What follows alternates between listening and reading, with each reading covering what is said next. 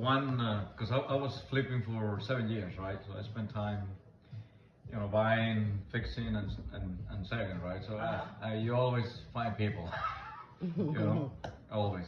Not to mention that you had to deal with labor, materials, and all that stuff, right? But yeah, there was one aggressive guy, yeah, one time, yeah.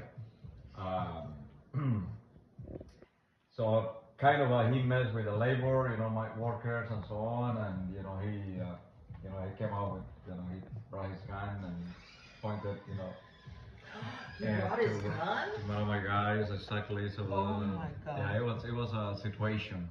Wow, I that's had to crazy. call the police. Wow. And stuff. Yeah, exactly. And So, he, yeah. he It bought was his, a client that It did was a that? client, a buyer, yeah, really, Wow. real aggressive, yeah. So anyway, We're talking about worst deals. What would be your worst deal? The one going on right now. So what's that?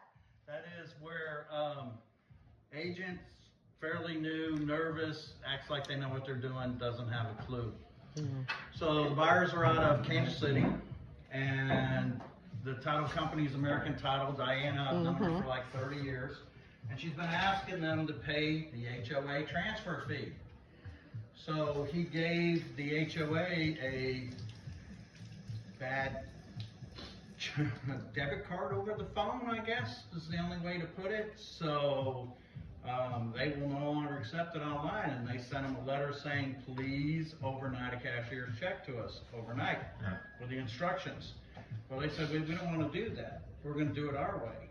And the title company lady and myself was explained, you can't do it that way. You have to do it exactly the way they want it. The HOA has an extreme amount of power. They're out of California, and it's their way or the highway. That was 2 weeks ago. So supposedly, Diana just called me and said, you're not going to believe this, but I've actually showed that they finally have received the payment. So my sellers are out of the house. The maid service has been and cleaned out the house. The power's going off the house today. At the When end was of the the closing day. date on it?